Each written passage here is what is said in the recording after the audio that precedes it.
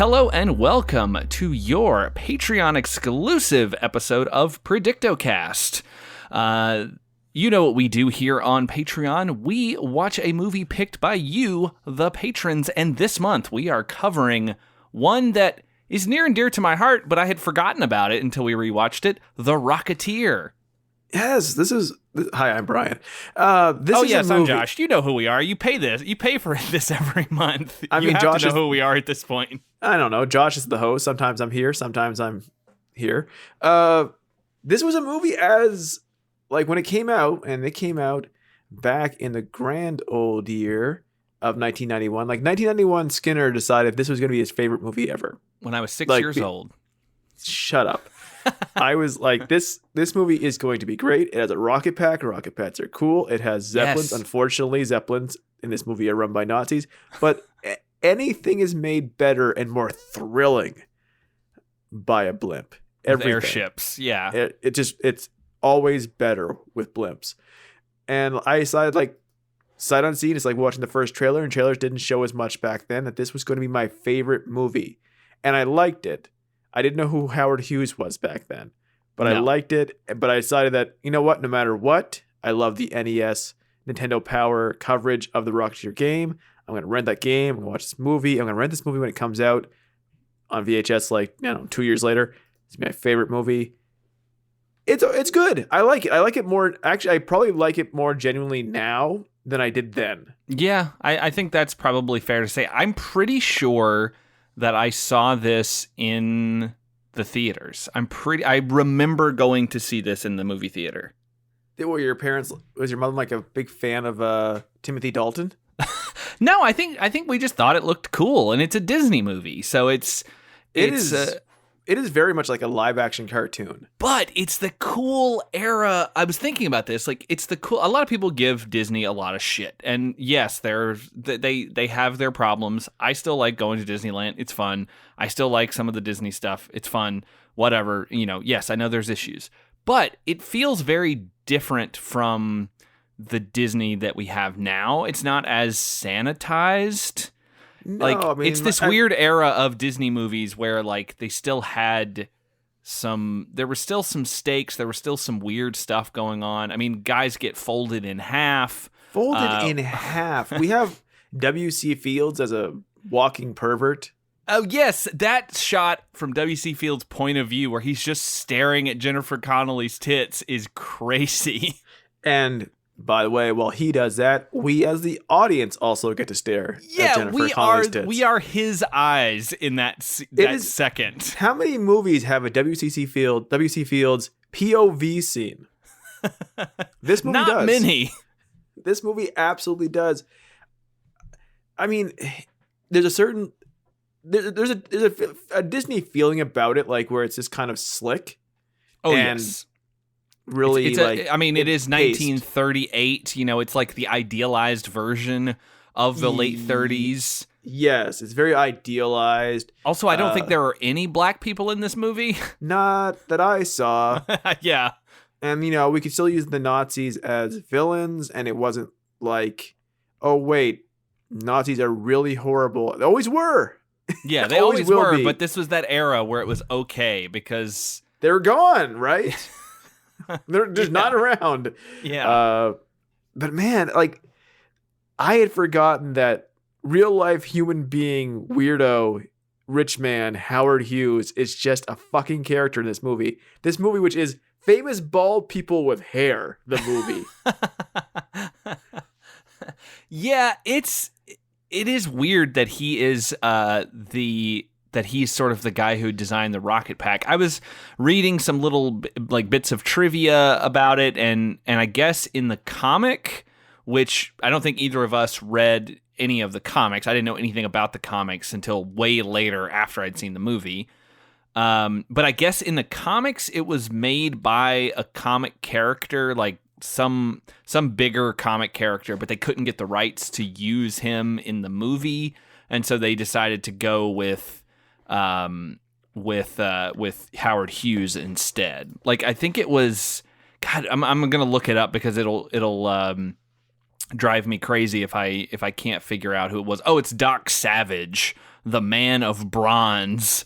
Was the guy who made the rocket pack in the original graphic novel, but Disney didn't want to use another company because I guess Doc Savage is owned by Condé Nast. They own the copyright to that character. Like maybe Doc Savage will show up in like a Bon Appetit video at some point. But they decided to use Howard Hughes instead. But it is weird that this guy who we know of as being a crazy person, he is like the inventor of a rocket pack that actually works. It's weird in that like you couldn't use his copyright character, but you can use this as this very real human being. This real person, yeah. In a movie, like we have several, like we have Cary Grant back of his head, we have W.C. Fields, and we have Howard Hughes, and then a bunch of people who aren't real. Yeah, it's a little. It's funner for me that happened, but if it also feels like that Terry Quinn is playing Howard Hughes as Airplane Walt Disney. He is. I totally see that. Like you are totally right. He feels very Walt Disney-esque. Like it's weird that they didn't just make it Walt Disney who built this rocket pack. I mean, Howard Hughes famously, in the aviation business and movie production and stuff, not really a hero. More likely to be found in a room naked with a piece of a napkin over his genitals while not moving from that room for 2 or 3 years. In this movie, he's just a good guy who wants to stop the Nazis. Yeah. I mean, it's funny because like you said, you have these real people, and then you have people who are loosely based on real people. Like Timothy Dalton's character, Neville Sinclair, is based on Errol Flynn, and because I guess people at one time believed Errol Flynn might have been a Nazi spy, and so they're like, yeah, let's just take that and let's make this character a Errol Flynn stand-in. But yet the girlfriend of Cliff, played by Jennifer Connelly, like she's Jenny in this movie, but like in the comics her name was Betty Page, because Dave Stevens, the guy who created the comic, knew Betty Page. I think it's funny, like we'll get into the movie in a second. We're just going to chat about it loosely because watch The Rocketeer. It's fun if you haven't seen it. It's fun, and we'll get into the little quirks of it. But I know they did launch on Disney Plus a cartoon version sequel. I was going to ask if you had watched that. I haven't. Holly has. It's based on the great granddaughter of Cliff. Okay. Billy Campbell plays his grandson, I think Dave Sinclair. So like he's in it because you can get Billy Campbell. But they're also trying to launch a Rocketeer 2. I mean, this is kind of it appears to be something that Disney disappointed at the box office. They thought it was going to be a bigger franchise. It wasn't, and that happens. And I can see why this wouldn't have taken off the way you would kind of hope back then. But they really seem to want to still make it a thing. Like I can see. I wonder if they would make it like the cartoon where it's a kind of a modern thing, or they would go back to this idealized I mean time, because this is very Disney to love putting something in a idealized past. Yeah, I would love to see so the original was in 1938. So let's see an older Billy Campbell, who's still around and still acting, I think. Let's see him like in the 70s. So he's older, he's like, or the 60s, whatever, like let's see him at a different time fighting a different thing. Like maybe he's fighting, like put him in the 60s and have him fight the KKK. Like that would be awesome. Yeah. I mean, like if you're thinking like, oh, that sounds really harsh reality versus Nazis. It's not. I mean, they're both equally awful. I mean, Nazis are probably worse. Yet we could make a movie about that. I mean, Alan Arkin's still around if you wanted to do that. He's even more hard bitten than ever. Timothy Dalton, still around, still doing stuff. He could come back if he hadn't burnt to death. Timothy Dalton in this movie is having the time of his life. Holy shit, what a performance. Yes, he's having a really good time. Let's go through it because I want to talk about certain things. Like the opening of the movie is awesome. Like, it's a great action sequence that it just like really jazzes you up, and there's no Rocketeer in it that sequence, but it's still great. 1991 Skinner. This is probably where he was a little upset. Like, but there was no Rocketeer away. There's no Rocketeer until 41 minutes into this movie. He's barely in the movie. He barely does any flying. Like, even in the NES game, he just leaps a little bit. Okay, we got to talk about the NES game as well.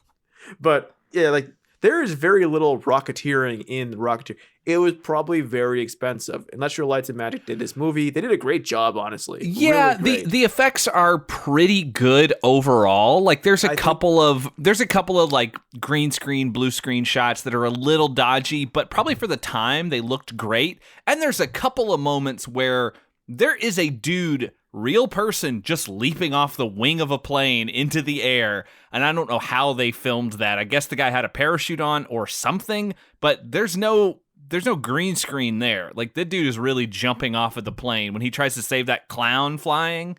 Yes, like that's some crazy practical effects. Even like the special ones, 4K does not do it justice. Everything kind of looks a little washed out at the very least. Yeah. But it doesn't look, the physics of it don't look stupid. Like, no one, like the Rocketeer seems out of control with weight. Yes. And physics, which you would lose in, say, Jedi's falling out of a plane towards Coruscant. Yeah, I mean, I think that is a thing of a lot of modern day sort of action movies and things like this, because there is the increased over-reliance on CG and special effects, and a lot of times they don't get the weight of a body right. So if it's just a digital creature or a creation or a facsimile of a person falling from space or from an airplane or something, it just never quite feels real. I wonder how Jennifer Connelly feels about this in comparison to The Incredible Hulk.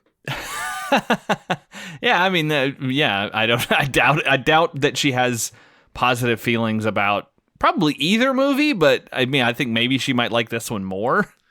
Maybe. I mean, she at least is not really a damsel in distress in this movie, even though she is kidnapped. Like, I will say that was Princess Peach. Yeah, that was a thing that I did like about it, is that while they do towards the end, they kind of fall to the damsel in distress thing a little bit, but for the most part, she is able to kind of get her way out of situations without needing Cliff to save her, without needing to be saved, and it's pretty great, I think. Like, she's able to use her femininity and her sexuality to trick the bad guy, but also she's smart enough to like figure things out on her own and not she's not dumb in any way. Like, she's as capable as Cliff, basically. Right. She is career driven, but in a way that doesn't feel like it's portrayed as negative. Like, yeah, she wants to be successful at what she does. That's okay. Like, yeah, no, absolutely. And she knows that she's good. Like, when we see her on set, like, she knows that she's better than the person they cast. But because of nepotism, the producer's daughter or whoever it is, that's why she's in the lead role, and she knows that she would be better at it than her, and she's confident. But like, this movie starts up and we open up with like them testing out an airplane, and it just is cool. It just feels like early aviation. Like, it's constantly on the edge of everyone dying. I love how these planes look too. I love the way these old 30s planes look. It's like of all the kind of like nostalgic back look at the 38s, which I don't have nostalgia for because it was 40 years before I was born. Yeah, even longer for me. Jesus Christ, man. The paying customer does not want to hear you just say this to me. But like, it's just the coolest parts. Like, it is the only thing cooler is the fucking blimp. The Zeppelin is when the Luxembourg comes sneaks into a scene later. The blimp part that is larger than the fucking Griffith Observatory. It just sneaks out from behind it. It's fantastic. Oh my God. I was cheering in my seat once again for this scene. Yeah, it's like, how big is that fucking blimp? It's so massive. Great. It's bafflingly huge, and they didn't see it coming. Yeah, it's like a fucking football field flying through the air. Oh, man. Well, my favorite rigid airship. I was a rigid airship for this scene. But yeah, like they're testing out this plane because they are like I don't exactly know what they are. There's like stunt flyers, right? He's like a stunt pilot. It's like a stunt pilot, and they're going for, I don't know, like, is it like they can't call it like the Nationals or? Yeah, like, I was never totally clear like what they were trying to do. I'm sure these things existed, but like, is the point of like, hey, build your own plane like it's a fucking like a kid make your own race car thing. Yeah, downhill racer car. Downhill thing. racer, but like the whoever wins is whoever survives. Like, Yeah. Is it like Pilot Wings for the Super Nintendo? Like, what is exactly the competition? It doesn't matter. We never really see it. You see an air show, but we never see the competition because that would be too hard to actually pull off. Yeah, they never really go into that. Like they're prepping this plane. We get a little thing that comes back, which I like, the gum thing. I think that is a fun way to introduce this here and actually have it pay off for the final battle. When Alan Arkin reaches into Billy Campbell's mouth, which is not CGI, the man, Alan Arkin, reached into the other human being, Billy Campbell's mouth, and hopefully in one take, and pulls gum out of his gullet. I thought he was trying to pull one of his teeth out for a second. I'm like, what the fuck is he doing? Can't go up in this plane with those molars. They'll fall right out of your head. It was terrifying. I was very upset. Like, is this going to turn into Vor? What's going on? Is he going to ask Alan Arkin to, like, before you go up in the air, you must eat part of me. Now let me shove my hand inside of you. Yeah, just take a little bit of this fingernail with you for good luck. It was upsetting. I'm sure deeply erotic for some people. Yeah. So they're prepping this plane to go up. They're testing it out to see how it handles because they've been working on it and they want to see if it's ready for the big stunt show later on. That they're kind of in the. That's how they sort of make their money, I guess, is what they say later. And at the same time, there is a car chase happening between some gangsters who have stolen something. We don't know exactly what yet. And the authorities who are chasing them. There's gunfire. There is like they're driving through a field. Cliff is flying along. He sees what's going on. He kind of flies nearby to kind of get a better look. The plane gets shot, so it starts leaking fuel. It kind of swings around and almost hits a car, and like the wing gets like torn off, I think, right? And the plane crashes and there's an explosion. Like, it's awesome. There's a fuel truck that something runs into, which is just hilarious. It is. Oh, because it happens the second time later. Yes, it's pretty great. Yeah, it's two simultaneous things going on at the same time, and it's so well staged. It's such a great opening to this movie. Yeah. Where like you're like, oh, here's all this action. And the movie can say, that's great. I hope you enjoyed that, because you're not going to see an actual Rocket Man until 41 minutes into this fucking movie. Yeah, it does take a little while, but one of the guys, one of the gangsters is killed during the shootout. The other one, he takes this package that he has and he hides it inside a hangar at the airfield that he's at, and he tries to escape, but he gets caught and he's injured and he's put in the hospital. And Cliff and his mechanic Peavy, played by Alan Arkin, they're kind of bummed because that's how they made their money. They don't know what they're going to do. They try to start up an old plane, but it apparently is not great. And when they're looking at this old plane, they notice that there's something inside, and that's where they pull out this machine, and it is the rocket pack. And they immediately start figuring out what to do with it. I thought they'd be like, considering I remember there's a long time before anyone actually becomes a Rocket Man in this movie. Like, I thought there'd be more figuring it out, or like, what is this? What could it be? They know it's a rocket pack right away. Yeah, it's like And- they hit the button, it flies off, and they're like, oh, that's a rocket pack. We need to start testing it and seeing what we can do with it. I love how quick they are about it, though. I like that it doesn't... It doesn't drag. Yeah. Everything about the FBI and the mob drags for me. Everything about the flying, great. Everything about the Neville Sinclair, hilarious. But just the mobsters and the FBI like talking about stuff, fine. It fills in what's going on because there's a lot of threads to follow for some reason. A little bit more than you'd think there would be, but yeah, there's lots of bad guys. There's lots of different people who all want the rocket pack, and lots of bad guys who don't care about the rocket pack but are working with the bad guys who do want the rocket pack until they're not working with the bad guys because they realize that the bad guys are actually Nazis. So it's like regular bad guys is okay, but when you're a Nazi, no sir. We'll get to that, but it's this wonderful scene. It's great. Just like it's so classically stupid. I love it. It's based in reality, though. Based in reality, so based in reality. But we'll get there. It's so funny to me that everyone's fighting over a rocket pack.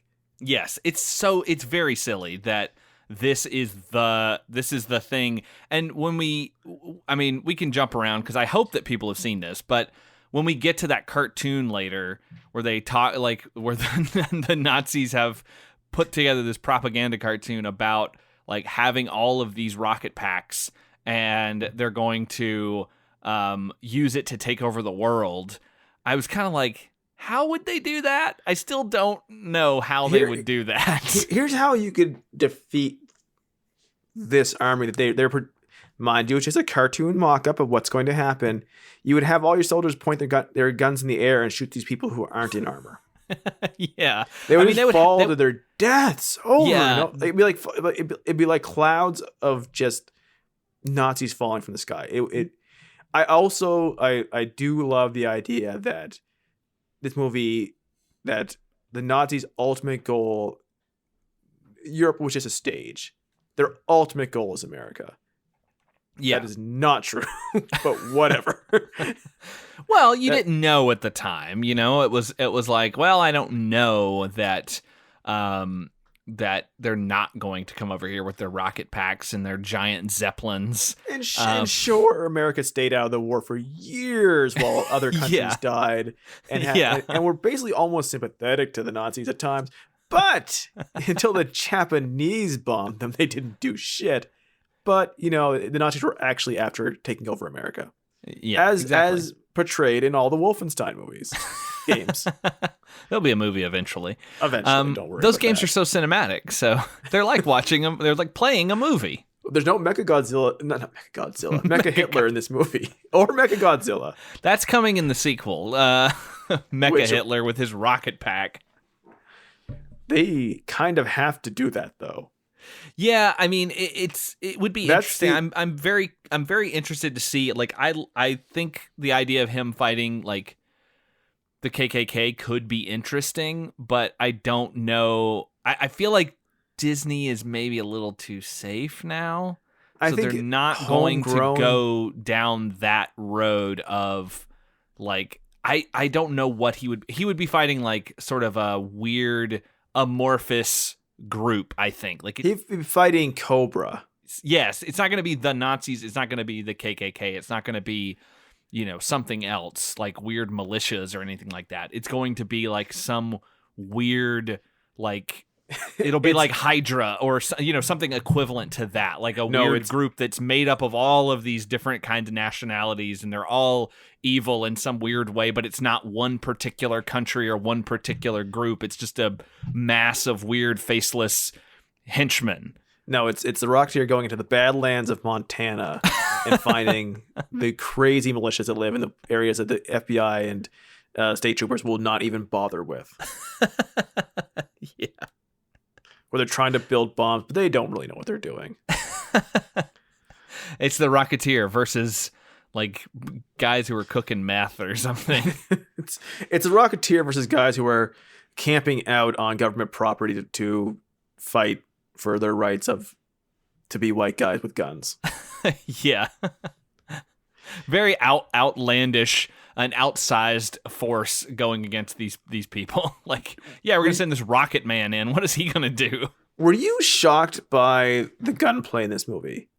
I mean, there's a lot of guns in it for sure. But like, this the way it's very Dick Tracy, which we'll talk. Yes, this is of a time and same kind of like looking back as Dick Tracy. But we're definitely talking about Dick Tracy on the Patreon feed at some point. Absolutely, but like the scene where there's a big shootout and everyone has an Uzi and everyone has a machine gun and they're just like fanning it back and forth, like they're all doing that, like not aiming, they're all have it at their hip and just start going back and forth. And it's like, wow, this is super violent and crazy, and they're all stupid. This would not work. You would kill everyone around you. We should talk about so Neville Sinclair. We find out that we're introduced to him. He's living in the Innes house up in the out here in Los Angeles. This is amazing looking house. You just have to look at it. You'll know it when you see it because you've seen it in tons of things. Like it's got this insane architecture. It's a Frank Lloyd Wright building. It's got these crazy sort of like tile things on it. It looks amazing. It's in everything. And he's living up there, and we meet him, and we meet this is when we meet the other the sort of mob bad guy, right? Like this is when he's talking to him about how the guys that he hired to get the rocket pack lost it, and things are not good. This guy is Eddie Valentine, played by Paul Sorvino. Tons of great people in this cast.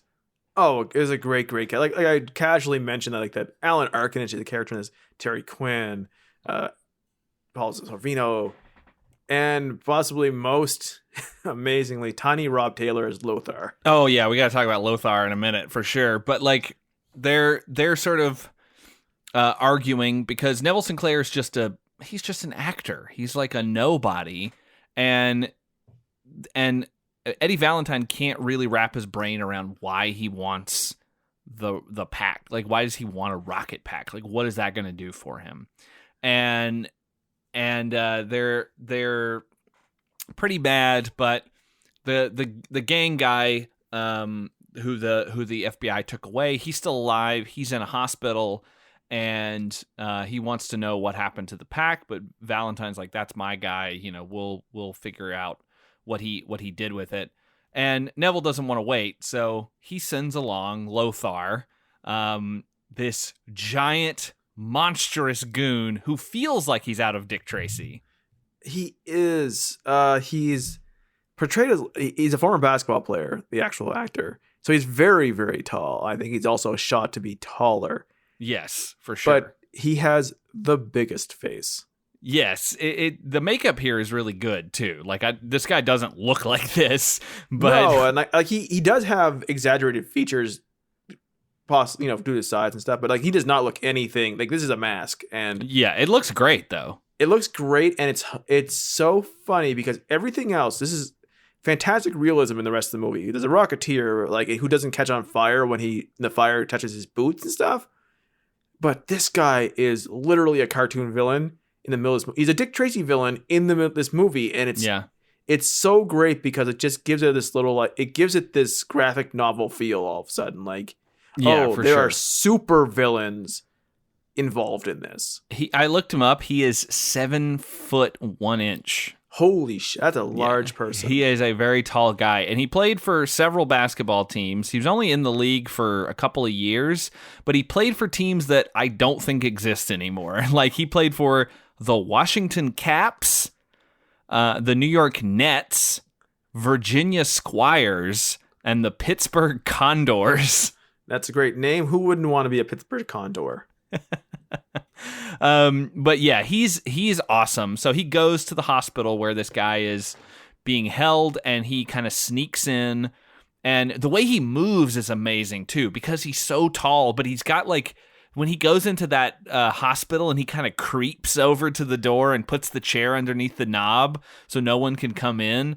Like, it's such a cool looking thing. And he's got this great, like, wide brimmed hat on. He's wearing it all in black, like he's sneaking, he is the giantest person on the planet. Yeah, he's so massive, but like he can kind of sneak around, and it's so cool. And he's like talking to the guy, and he has this great voice. It's like when he grabs the guy in the bed, and he's like, "Where is it?" And the guy's like, "What?" And he goes, "The rocket." Like every time he says "the rocket," it's so good. He never says too much, which is a good thing when you have your giant masked crazy face, big faced goon. You don't want him saying too much. So he said everything very deliberately and very menacingly. And I love too when we're introduced to him, he's just listening to opera, just sitting in a small room listening to opera. I love later he's just sitting on the floor eating dinner on a plate. Oh yeah, that's right. When she's trying to like sneak out and she sees him sitting down there.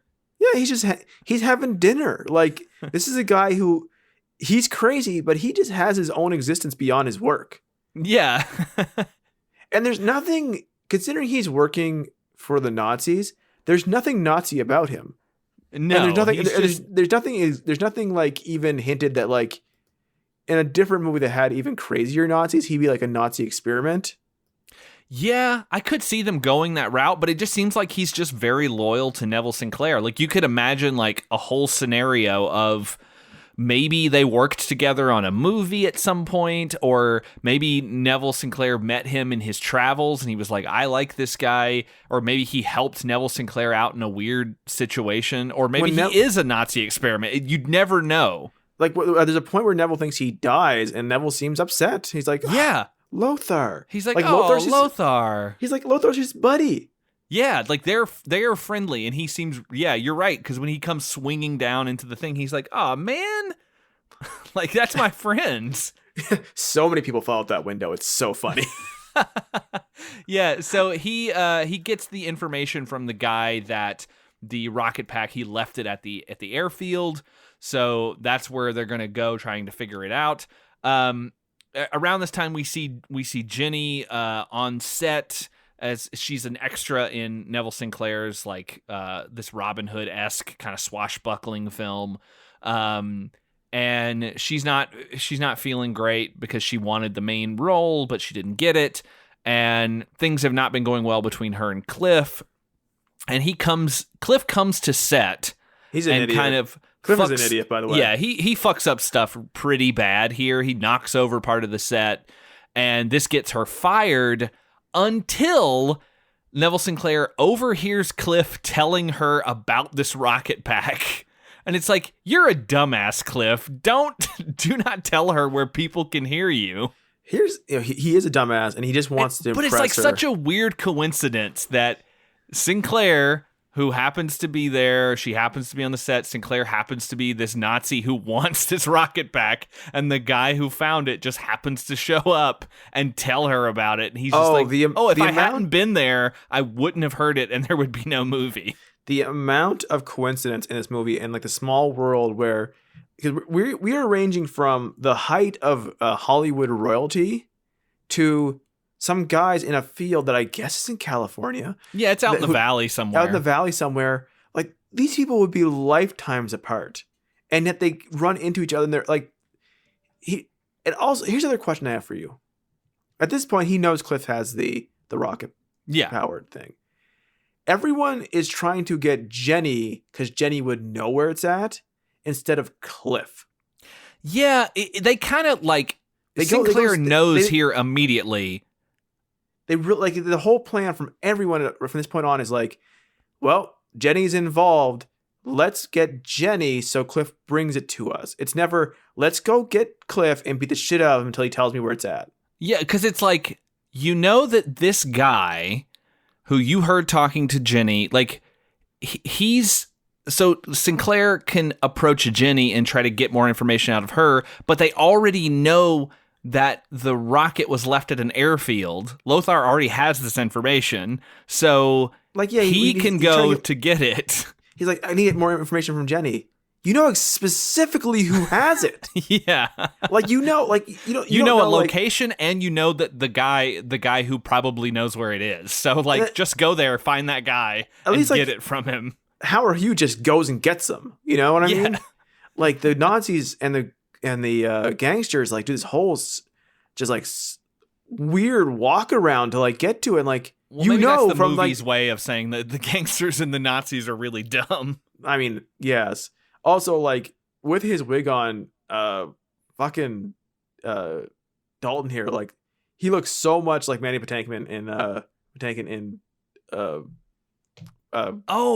Princess Bride. Yes, he does. You're totally right. Just looks stunningly like him. It's amazing. Yes, you're right. You stole my rocket pack. Prepare to die. Yes.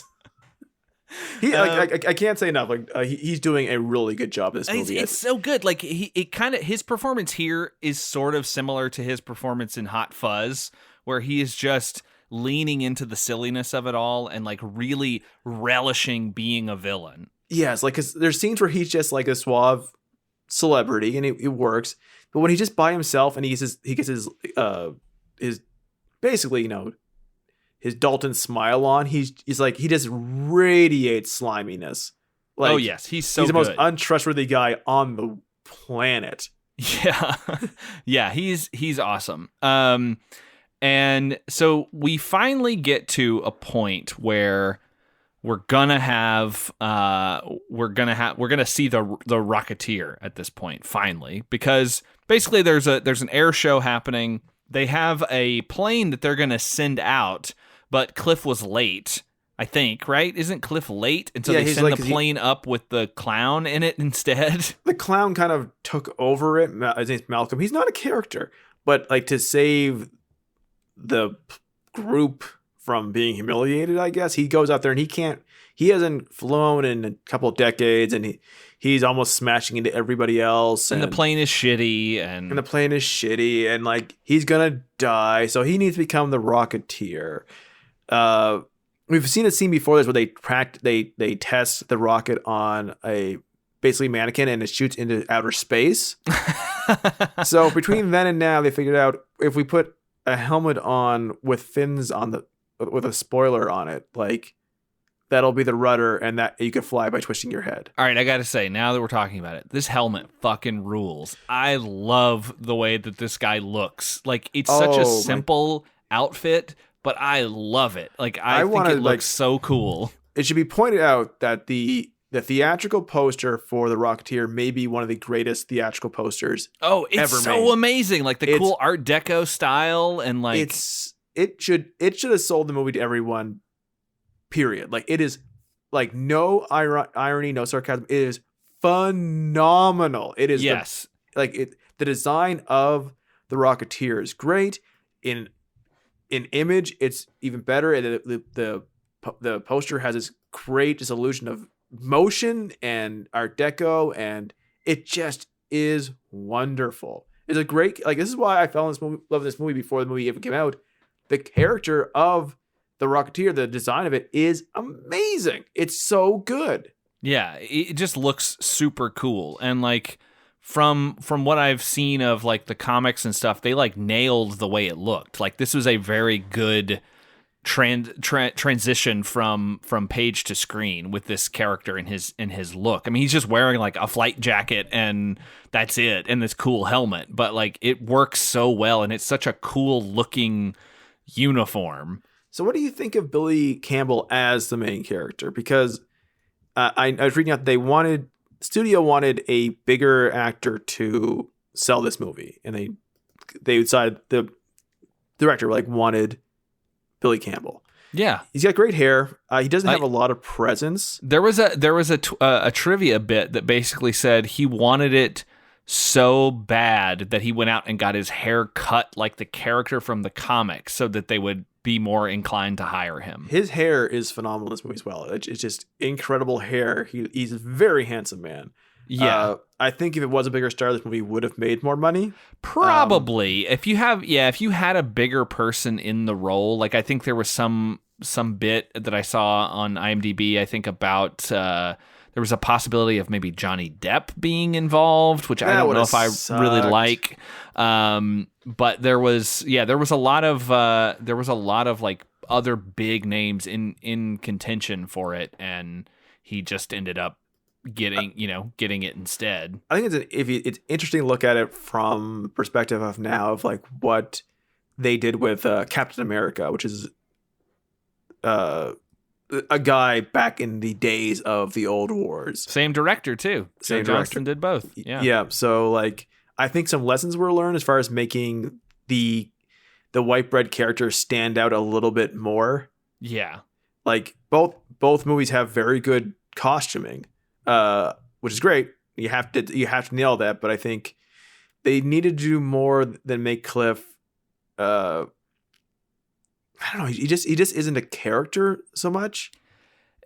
I mean, I don't have as big of an issue with him, but I get what you're saying. Like if there had been someone bigger in the role, like some of these were the people who were in consideration: Michael Keaton, Alec Baldwin, Robin Williams, Mel Gibson, Harrison Ford, Ron Perlman, and Tom Hanks were all considered to play him. Now, granted, who knows if they ever got anywhere, if it was just like some producer down, going, like, here's this person would be good. Like some studio executive was like, this person equals X amount of money. Like, I don't care if it fits or not.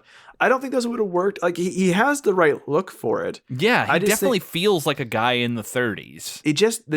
There's so much to build as far as the plot and the chase for the rocket that I think the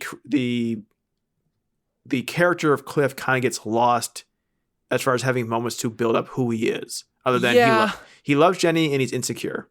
Yeah, and he loves to fly. And that's kind of it. I totally see that. And I think maybe that's why Jenny has more to do in this. Like she's more of a kind of well-rounded character as well, because Jennifer Connelly is maybe a better actor. Jennifer Connelly blows off the screen about 10 times the amount of Billy Campbell. Like, no offense to him, it's Jennifer Connelly. Like, yeah, but like I think maybe that's why they give her a lot to do, is because they're trying to like balance it out a little bit. Not that he's bad, he's just not. He's not bad.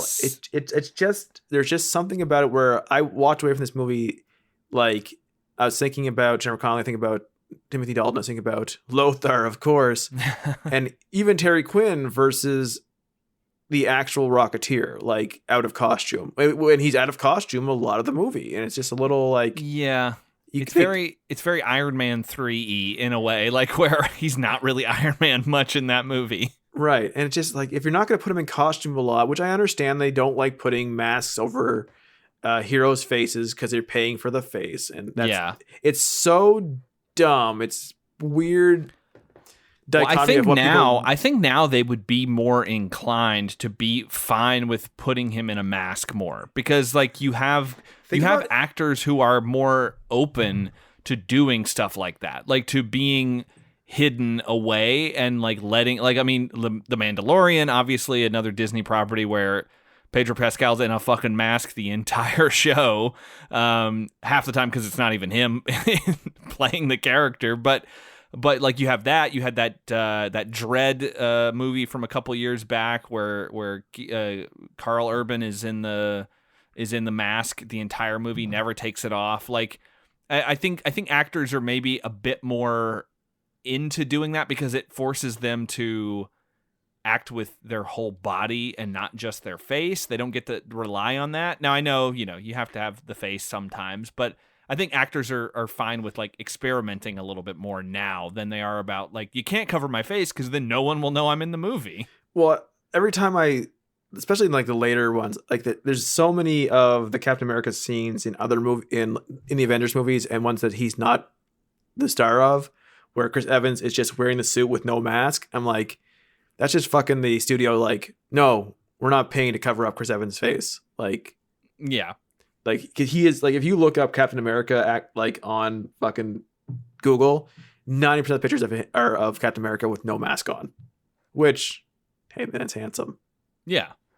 So, speaking of the mask, I did look up the a couple images of that new cartoon, and her mask is terrible. So it's not even. It's like basically a helmet with a fin on it, and then she wears some big goggles, and it does not look cool at all. And like the mask is just so fucking cool. Like it's literally an Art Deco building on its face. Yeah, it's awesome. But yeah, so getting back to him at the air show, he has a mask now because they don't want to destroy his face. So he flies up into the air to try to help the clown, who I guess sort of passes out. Or no, he doesn't pass out yet. He just can't control the plane. And then when the Rocketeer's head crashes through the bottom, he passes out because he doesn't know what's going on. And this is when we get those amazing moments where there is like literally a stunt guy falling off of an airplane. It's amazing. Like the fact that there's a stunt clown pilot is funny, but it really does. You get the sense of like this is his first time doing it and he doesn't know what he's doing. That's important to do. I do like that. Like it is that moment of, well, he can figure this out pretty well, like right away, but also he's still not good at it, so he's messing up. He's hitting the button accidentally. He's not quite sure what to do and how to make it all work. Really gets good at it. No, he doesn't. Because it's never fully. Like, there's never a scene where, like, he's mastered being the Rocketeer and he just does all this really cool stuff in air. He doesn't at any point. Yeah, like, there's a lot of indoor Rocketeer, which is just funny. yeah. He never totally gets good at it. And it's kind of fun in that way of, like, he's just sort of trying his best. But he's kind of messing up, but he's sort of figuring it out as he goes, which is kind of fun.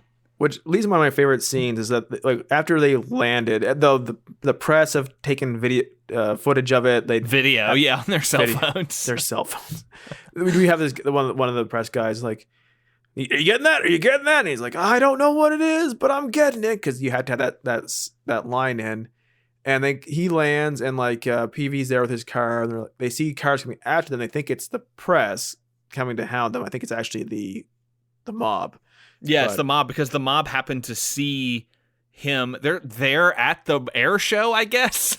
You would be. And why are these like gangsters at this rinky-dink air show? Because at this point, I think they know it's the pack was at one of the hangars somewhere. That's right. You're right. So this is the best use of the Rocketeer. Like, he gets on the back of the car and fires his rocket while PV drives, and it's a rocket car. Yes, it's awesome. It's pretty amazing. It's clever as fuck. It's really good. Yeah, it is very cool. And they know that this guy, like, somehow they know that this is Cliff. Finally, Sinclair is like, okay, well, we're gonna send I'm gonna send Lothar to your home to get the rocket pack, and this is when we get a great, like, kind of fight sequence where Lothar's there and he's like trashing their house, and he's too dumb to realize that it's just underneath a lampshade. Yes, that's funny. I also like that Lothar puts, because this is a cartoon, Lothar puts Cliff's head through the ceiling. Oh, several times. And Cliff just makes a quip at him. Cliff is not hurt in the slightest by this. No, like, he's not bleeding. He's barely hurt at all in the movie. His hair is still perfect. And like, you got to put through the ceiling, dude. Yeah, he's got drywall in his hair, but it still looks amazing. It looks amazing. His hair is great in this. Google his hair. I mean, it's what got him the role, so it has to look good. Oh, it's fantastic. But like, they're there. They're fighting. They're fighting with Lothar, who is asking for the rocket, and the FBI also shows up at this point, and they just start blasting into this house. The FBI it is insane. The FBI in this movie are just angry all the time. Like, they're not competent. They're not incompetent. They're not doing anything investigative. They're angry at Cliff and everyone constantly. Like, they get in a fist fight with Cliff immediately when he first meets him. Like, they're never not angry and being dicks to people. And that's their entire portrayal. Like, they show up, they shoot shit, and they're angry. And they always want to be doing something else. Yeah, it's pretty crazy. They Lothar steals some schematics that Peavey has drawn up about the rocket pack, which if he hadn't done that and they hadn't gotten stolen, and then he gets them back later in the movie to make another rocket pack for a sequel that never happened, basically. It's great. I was thinking about the FBI being annoyed with this whole case over and over again. And like, imagine just being at headquarters and like, someone's like, okay, you're on the recapture the rocket pack man case. And they're like, oh God, so boring. I'd rather be doing anything else. It's like, what is everybody else on that this is the case that so annoys you to do? Oh, I'm gonna be involved with Hollywood and the richest man in the world. Oh, and a rocket pack and Nazis and gangsters. Yawn. Oh, can I just go watch the game? Around this time, there's like they find out that Ginny is going on a date with Sinclair at this nice club. We get a scene that's kind of the scene from Batman '89 where Vicky Vale and the Joker are on a date, and then Batman shows up. It's kind of this scene. It kind of is, which I expected to be more reminded of Batman '89 during this movie than I was. Because I assume Batman '89 is why this movie exists. Oh yeah, for sure. But like it is like yeah. why it got greenlit after all the years. Yeah, I could totally see that. But he goes to the club. They have this. This is when we get the W.C. Fields POV of Ginny's boobs, which is just so crazy.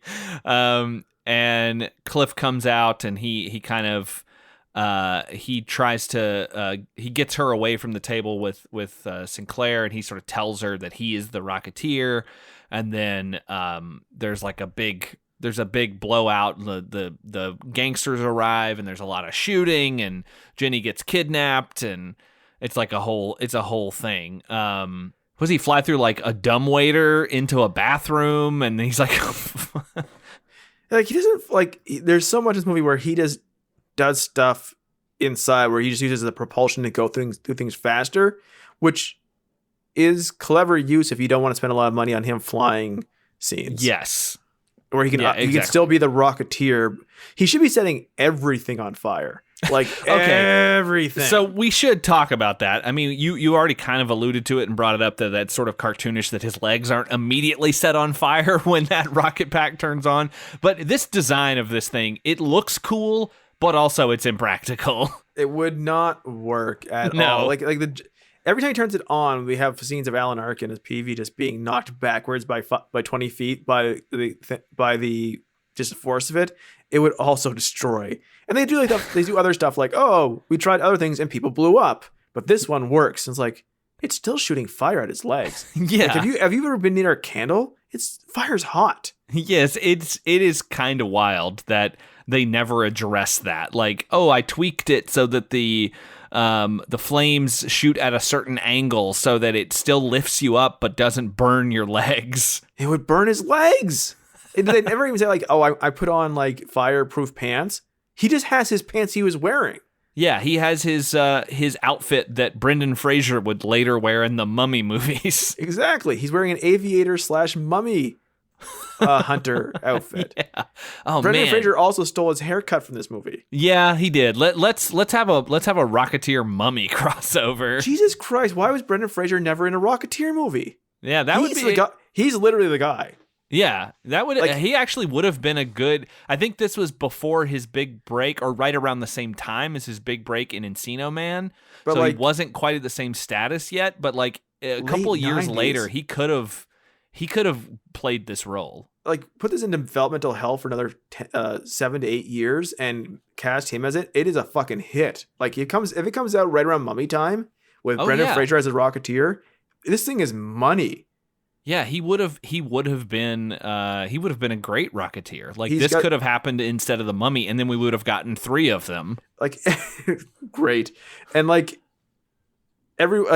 not joking, everyone and then The Rock could have played Mecha Hitler. Oh, CGI The Rock. Yeah. like everyone makes fun of. We all laugh at the Brendan Fraser clapping thing and like him disappearing and stuff. He was legitimately had a boatload of on-screen charisma. Like Yeah. he was a legitimate huge star. He got hurt. Things happen. Not everyone stays super famous forever. Like it wasn't ironic. He was a big star, and he was good on screen. Yeah, no, he would have been great in this. And he could have cast everybody else in this movie. None of them aged enough to where it would have hurt them to just cast everyone else the same. Like Jennifer Connelly looks the same today. It's fine. Oh yeah, that is true. So around this time, after Ginny is kidnapped, we find out here that Sinclair is a Nazi. He's a secret agent for the Nazis, trying to get this rocket pack again to do something. I don't understand how these rocket packs are going to help them take over the world, but whatever. It doesn't make any sense. You watched the cartoon that they made. That's like probably also animated by Walt Disney himself. Oh yeah, actually. It also doesn't make sense why Howard Hughes made this. I don't totally understand. He seems regretful, but like I don't know. It's so funny that it's Howard Hughes because it's also not Howard Hughes. Yeah, I mean he says like so we can get to it because this is the scene. Basically, he gets arrested by the FBI. He's hidden the rocket pack, but he gets taken to Howard Hughes's office because the FBI is working with Howard Hughes. And Peavy's already there. They've been chatting, and Hughes has been congratulating Peavy on like figuring out the helmet thing with to help him like steer and cut down wind resistance and all this stuff. And I guess Hughes is like that he made it as a prototype based on the one that the Nazis built. But why? Here's the thing, like, and why does if that's the case, if the Nazis have built one or several, why does Neville need the one that Howard Hughes has? Because he's figured out the fuel intake. That's right. Okay, so he's the only one who made it work, basically. Right. There's all. But then why would you do it? Why would you make it if you knew how to make it work? Why would you ever build it? Why would you deny them the chance to have one that works? Why make the spruce goose? Like, why make anything? Get in. But so the spruce caboose. If this was today, I hate saying this over and over again. The Rocketeer would be brought to his backpack would be electric, and he would be brought to Elon Musk in this scene. And the idea that like Cliff Secord, a nobody who's dating a actress and he gets to see like famous actresses, but like he's brought towards basically the times Elon Musk, someone of incredible wealth and fame. Like everyone on the fucking planet knew who Howard Hughes was, right? Yeah. And like he doesn't walk and go like, holy shit, Howard Hughes? Yeah, he seems okay with it. Like it's just normal. It's like another like if I was caught up in some weird crime thing about a rocket pack or whatever, and like all of a sudden someone brought me in like out, and my boss is talking to fucking Jeff Bezos, like wouldn't I be like a moment of like, what? Maybe there's a scene that they just didn't show where the FBI explains everything in the car ride over. Must, because like. Hey, okay, so Howard Hughes built this rocket pack that you've been flying around with. We're going to take you to see him right now. So get that out of your system. You're going to meet Howard Hughes in about 10 minutes. Just get ready for it. It'd be weirder than meeting the president about it. I know he does airplanes. Donald Trump's in his rocket packs. The best rocket packs. We got to get the best rocket packs. Just like the Nazis have. The Nazis were fine people. They were fine people, had great rocket pack technology. Good rocket packs on both sides. Christ. Fucking 2020. Everybody vote. Please, fucking God. All 9 of our patrons who aren't all in America. Vote for rocket packs or no rocket packs. Rocket packs for some, no rocket packs for others. Howard Hughes would run American flags for all. Howard Hughes would run for president covered in fucking napkins. I wonder if he ever, I don't know much about him. I know a little bit, but I don't know if he ever considered it a presidential run. I guess at that time, like celebrities or like wealthy people like that didn't want to be president. They just wanted to do their own thing and not get involved in politics. Why would you? There's less money. Build rocket packs. You couldn't make yourself richer as president back then, but now. Well, that's true. If Howard Hughes were the president now, he would have like rocket pack rental services that somehow he was still involved in and he was supposed to give up when he became president. But for whatever reason, nobody called him on it, and he just kept making money off of all these rocket pack rentals. Instead, we just have scooters on the streets. Well, we did 2 years ago. That's already come and gone. I mean, the Bird scooter is the rentable rocket pack of the day. And just as many people got hurt. Yeah, your legs still got set on fire when a Bird scooter exploded. Oh my god. So we can kind of get close to the end here. Basically, he tells Howard Hughes that I can't give you the rocket pack back yet.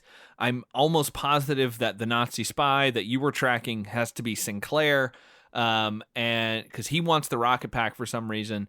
And I have to go rescue Jenny first, and then I'll give you the thing back. And they're like, no, we can't do that yet.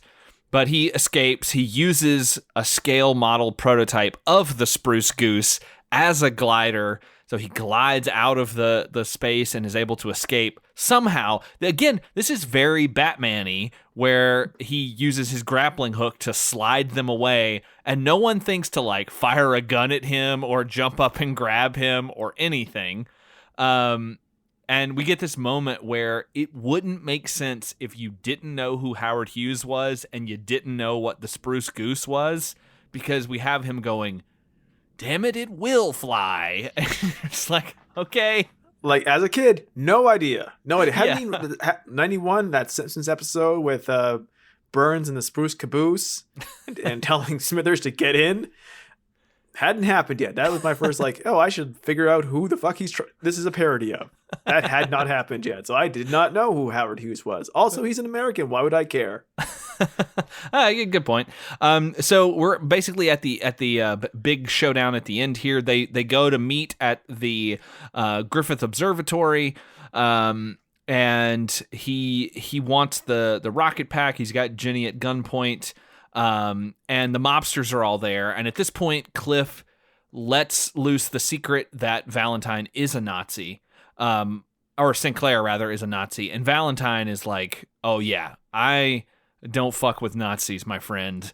I am an American, and I'm not happy about this." So they all turn their guns on him, and then we get a bunch of fucking like stormtrooper Nazi guys popping up out of the bushes at the observatory. And then up rises our rigid airship, the Luxembourg.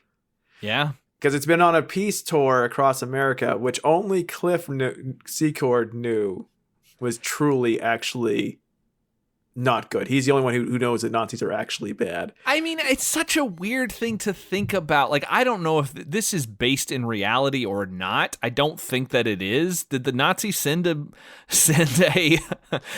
blimp to America under the guise of a peace mission? I don't think they did, right? Was the land in Hollywood land destroyed by a fucking zeppelin?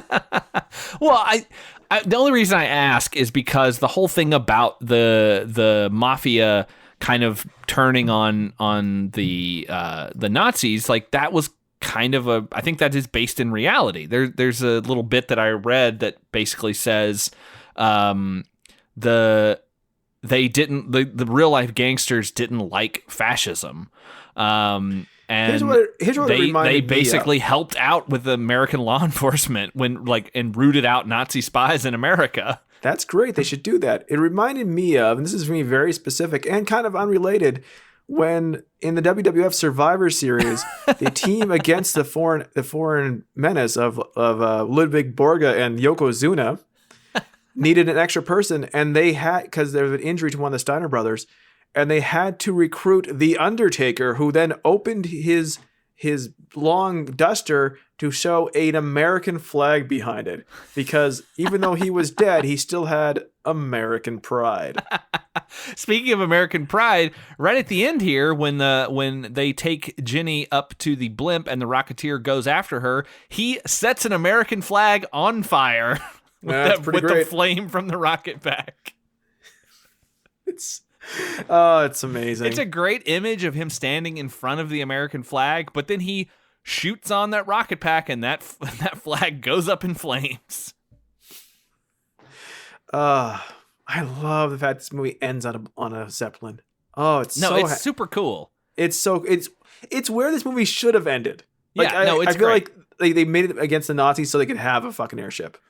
Yeah, it's super cool. Like he goes up, he tries to get to Jenny. There's a fight with him and Lothar. Lothar falls off the side, but thankfully he's clipped in so he can come back for a final scare later. And they end up setting the thing on fire. Bunches of guys fall out of the airship. It's so because like the Nazis kind of turn on each other a little bit because they're bad guys, and like there's this one window that's knocked out, and like no less than 4 people fall out that window. One of the Nazis looks like the Nazi from Raiders of the Lost Ark with his face melted. It had to be very intentional. Like he's wearing the same kind of clothing and like he looks exactly like that guy. It's so specific. I wish that his face had gotten melted by the rocket pack flames. No, if you get engulfed by flames in the rocket, nothing happens to you except for you're inside a fireball. Like nothing happens to your skin. That's what this movie is proving. That's true. So like there's a whole thing on the bridge. Everything's on fire.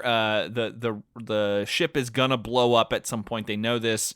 And because Jenny shoots a gun and ignites the entire zeppelin. Yeah, she shoots a flare gun, and he's got Jenny hostage, but he forces Cliff to give him the rocket pack. And this is when the chewing gum comes back finally. During the shootout with Lothar in their house, the rocket got hit with a bullet, and so Cliff and Peavy patched it with the chewing gum, and now he removes the chewing gum or pushes it away so the fuel leaks out. He gives it to Sinclair, who puts it on, and then he flies out, and he's like, "Well, see you later." He suddenly has a German accent in this part too. Yeah, like all of a sudden he is fully not just a German spy. He is just German. Yeah, he's like full on German Nazi. And then he flies out into the air. The rocket pack catches on fire, and he plummets into the earth and destroys the land in Hollywood Land. And that's how that happened. If you haven't never Googled why it used to be Hollywood Land and why it's now Hollywood, the history of the sign, it was hit by a zeppelin. Good question though about this. Like, they get on top. They somehow outrun the explosion that is happening. It doesn't just go up all at once. It blows up in unique, discrete sections. It's full of flammable air. It would just blow up all at once. But they'd all be dead. Yeah, they're able to outrun it and catch a ladder from an autogyro that's being flown by Howard Hughes and Peavy. Howard, the hero of this movie in the end is Howard Hughes, which is just the funniest thing to say out loud, and he's flying an autogyro. Yeah, and they're able to get away. Lothar blows up. Where does this zeppelin fall? How many people die because they are covered in flaming zeppelin wreckage?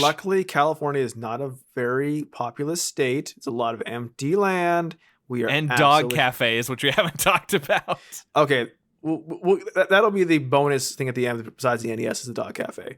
But yes, they land, and then Howard Hughes in a scene afterwards. Everyone's now in love and happy, and Howard Hughes brings a new air racer to them because this movie ends with like Howard Hughes helping out the good. If you had asked me, and I have watched this movie at least 2 to 3 times when I was younger, if you had asked me like, has Terry O'Quinn ever played Howard Hughes in a movie? I'm like, fuck, what are you talking about? And instead, the ultimate good guys movie is Howard Hughes. Yeah. Howard Hughes. It's wild. He gives Cliff a brand new airplane, and then he takes off. He just flies this airplane into the street and just leaves it there. Well, he's rich. He can do whatever the fuck he wants. That is true. That's truer now than 1938. Even. I mean, I can't wait until those weird fucking Cybertrucks are commonplace and Elon Musk just leaves one just in the street somewhere. Fuck our future. Fuck our present. And Peavy gets the rocket pack blueprints back from Jenny, who happened to see them. And she took them back when she was at Sinclair's house, and he decides I can make a better rocket pack, and obviously setting up for a sequel that never came. And that is the movie. It is disappointing that the rocket pack is blown up because you don't get to like a cool moment of him flying off into the space, kind of like the Matrix or something. Like he's in the rocket pack flying into the sky, you know. Writing out "I love Jenny" and smoke behind him or something. Skywriting. He can do some skywriting in this movie. He does not. He writes out "the end" and then the movie's over. One of my favorite things watching movies from like the 80s and 90s that we do. This has to do with A Christmas Star as well. Another great movie. Like I see referenced more and more lately as people from Disney Plus find it. Is actors like Alan Arkin who have been playing old men for 30 to 40 years. Yeah. He plays an old man, like he's the old man in the movie. Yeah, exactly. In 1991. In 2020, he is still playing the old man. He's 85 now. Like, yeah. He's been the old man for so long. He wasn't that much older than me at this point. I mean, he's a little older than you. He was 50 something. But yeah. That is a long time to playing old men. I mean, he's been acting since the late 50s, and I think he's been playing an old man since like 1969. He would have been 4 years old during the events of the Rocketeer. Yeah. Were the Rocketeer real? Somewhere in this world, since Howard Hughes is real and W.C. Fields is real, Alan Arkin is also real. Somewhere in this world is a 4-year-old Alan Arkin. Yeah, he was on the other side of the country, though. He was born in New York, so... He's very New York. Was he doing in California as his character? So that is the movie. Before we wrap it up, though, we do have to talk about this amazing cafe that they eat at that is near the airfield, according to this film. And it is a dog cafe. It is a building that is shaped like a dog. It looks amazing. The dog is smoking a pipe. And it's great. I've been to there's a bar here in Los Angeles, in North Hollywood, that has this big giant dog building in its backyard. And there is a little trivia item on IMDb that says, "Oh, this place this building was destroyed and shut down, and so it doesn't exist anymore." And I don't think that is true, unless the thing in the backyard is a replica, because it looks pretty close to the real thing. And I was under the impression that they moved the real building to that backyard in order to keep it from being destroyed. But it was the Bulldog Cafe. It looks amazing. You can look it up online. It's a giant bulldog smoking a pipe, advertising tamales and ice cream, and I love it. It's such a great little building. It's very great. And to transition to our next talk, if you go to my Twitter and look back at what things I posted on February 22nd of 2020, I have posted a screenshot of that Bulldog Cafe without a pipe, because it is on the Nintendo Entertainment System's cutscene from the Rocketeer adaptation for that system, along with some other amazing screenshots from the cutscenes from that game. If you want to go on YouTube, you can watch playthroughs of this game. I rented it several times as a child. You don't really fly that much in it. You have you do more like kind of boosted jumps. So it's like the movie. Basically, you fight a lot of other rocket men, which aren't in the movie. See, that's what the sequel needs. It needs more rocket men. like you need bad rocket people. And in this case, they was not in the movie, but the game, you constantly fight people with rocket packs. You shoot a lot of people to death. There's a lot of things on the ground that you have to jump over that are shooting things into the air. I don't know what they would be, but they're little bumps in the ground. They shoot fire or pellets into the air. You have to time your jumps. That's most of the game.